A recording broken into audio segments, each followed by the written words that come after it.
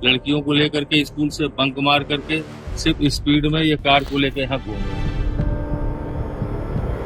उसकी कुछ ऐसी नुकीली चीज़ रिब की हड्डी में उसके घुसी है, जिससे उसका फेफड़ा पूरा लंग जो है उसका फट गया, वहीं पे बस्ट कर गया और खून की धार वहीं पे बहने लगी। और यहाँ कभी नहीं दी जानी चाहिए। इस तरह भविष्य के दूसरों के बच्चों के साथ भी यही भविष्य हो सकता है जो हमारी बच्चे के साथ।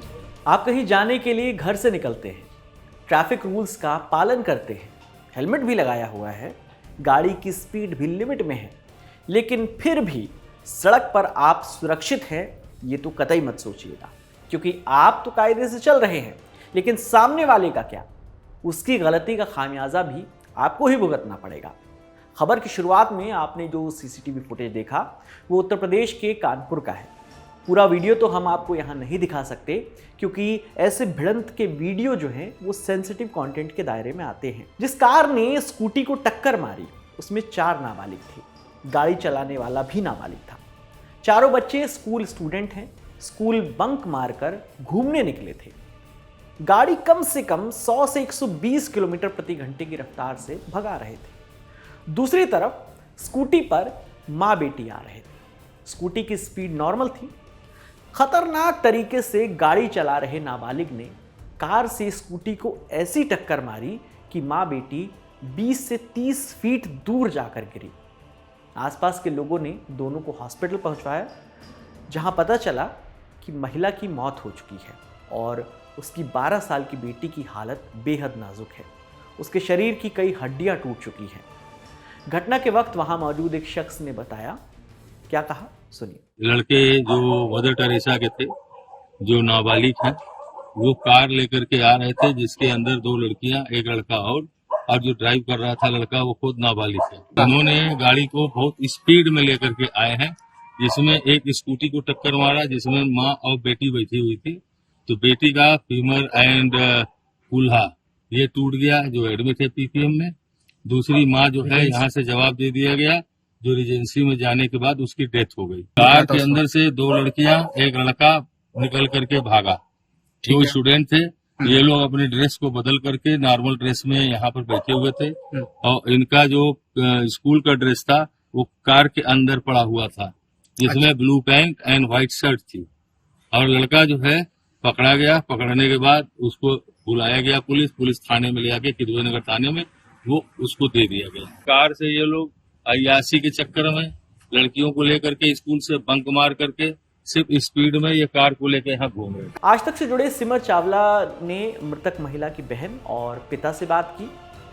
उन्होंने बताया कि लड़की की हालत इतनी ज़्यादा क्रिटिकल है कि अभी ये भी नहीं पता कि वो दोबारा अपने पैरों पर खड़ी हो पाएगी या नहीं। मेरी बहन स्कूटी से थी और अपने घर, जो उसका घर केशव नगर में है, वहाँ से अपनी बेटी के साथ आगे वो चला रही थी। हेलमेट लगा हुआ था, उसकी बेटी पीछे बैठी हुई थी और वो साकेत नगर वाली एक्शन वाली रोड पर वहाँ से स्कूटी से जा रही थी, मेन रोड से अपनी बच्ची को हॉस्पिटल लेके जा रही थी डॉक्टर हर्ष निगम को दिखाने। पीछे से एक कार आई है बहुत तेज, जो कि अनियंत्रित पहले से ही थी। एक कार को टक्कर मार के इतनी तेज स्पीड में थी कि उसने हिट किया है और ये उछल के दोनों लोग गिरे हैं।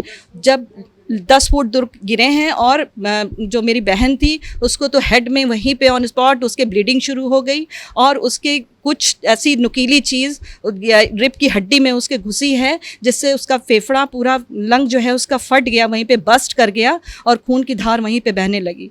किसी तरह से स्थानीय लोगों ने जब वहाँ पे दौड़ के आए, कार को रोका गया तो उसमें 2 लड़के बैठे हुए थे। कार रुकने पे वो दोनों लड़कियां दरवाज़ा खोल के भागी हैं और एक लड़का भी भागा।